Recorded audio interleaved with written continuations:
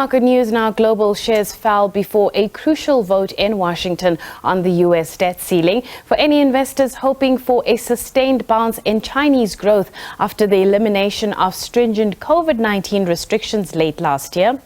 The figures we've seen this morning offer more evidence that the economy is losing steam, further dimming the global outlook. Meanwhile, in Europe, equities came under a third day of selling pressure. The dollar, which was 0.5% stronger against a basket of currencies, is set for its biggest monthly rise since September, thanks to safe haven flows stemming from concerns around the gridlock over the U.S. debt ceiling. To talk to us about the latest when it comes to the markets, we are joined by Carmen Bellona from Sanlam Investments. Carmen, thank you so much for your time. Given this picture that I've just described for the viewers, how are you looking at market sentiment right now? So in total agreement with you, definitely a bit of a risk off at the moment.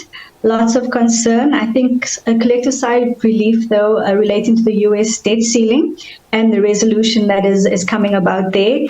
Having said that, we're still seeing a sell-off in SA Inc., and we are seeing the Rand hedges outperforming accordingly.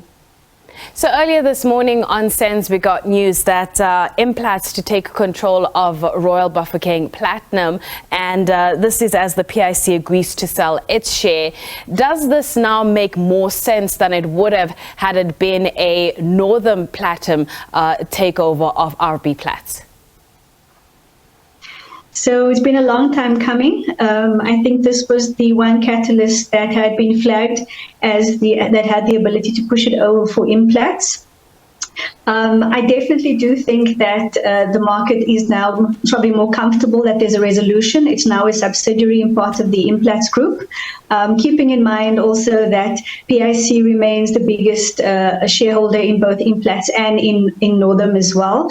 I think also in terms of the control, what it does allow is that we can move forward. Consolidation has now happened in the area. And if you listen to what the Implats management has said, that they have significant plans to ensure job security in the area and longevity as well. Yesterday, we saw results out of Tiger Brands as well as Pepco, and a very sobering picture that both companies paint, especially when it comes to the consumer and the environment. What would you say was the common thread there when you look at both these two retailers? Yeah, so very difficult for both of the entities, despite top line growing. What we did see was that volumes for both of them were very muted, which I think will be a common theme going forward, specifically on the back of a consumer that is under pressure. So that's definitely come through in both of these results. Adding on to that, we did see margin pressure in both of them, and that's likely to continue for the foreseeable future. In this environment, we are, as I've mentioned, is risk off, lots of concern around the sticky inflation, etc. So we're going to see that coming through. Then lastly, just the load shedding impact. It's had an impact, or a material impact at least, on both Pepco as well as Tiger Brands. And then I think, as we've seen from both sets of management, that the outlook remains muted, very cautious in terms of their guidance. And we expect that to continue until we can see a turnaround in the economy. It's the last day of the month of May, and we're about to close it off. Key themes for you that dominated this month? So I definitely think the fallout between South Africa and the US based on the Russian inquisition, should we say, that's definitely a key theme, and that we've seen as being the result, or the result thereof has been a lot weaker rand. That has been one of the key themes for the month.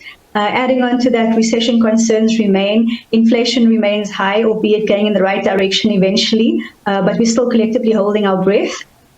And then lastly, we can't forget about load shedding. Continues to have a significant impact, and it's probably the key topic for most people in terms of the impact on operations across the economy. So we have U.S. non-farm payrolls data due this week. What are we looking out for? What does the market want to know? And I suppose also, what are the expectations? Yeah, so we've seen a very, very heated employment environment in the U.S. we've been waiting for a while to see the trajectory turn. So number one, in terms of the initial jobless claims, looking for a level of about 235,000.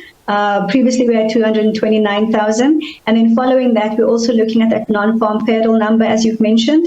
Again, looking for a move in the right direction, which is down. So looking for a number of about 195,000 versus the 235,000 that we've seen before. And then lastly, just the unemployment rate. Market looking for a marginal increase of 10 bips to 3.5%. But all of these together collectively will give as an indication of whether the continued increase in the interest rate in the US is having an impact. And again, I think if it does move in the right direction, to give some reprieve that the Fed will pause on their rate hike and instead just hold out for longer at the current rate. With less than a minute to go, then going into that Fed meeting in June, are you expecting another hike? Difficult to say. At this point, cautious at about 25 bips. But as I said, we've got to look at the number in terms of inflation, number one. And we've seen the rhetoric in the comments come from the various governors saying that, while conflicting comments, some saying that it's tighter for longer, others saying that the rate hike the rate hike trend is not going to end just as yet. So difficult one to call at this point.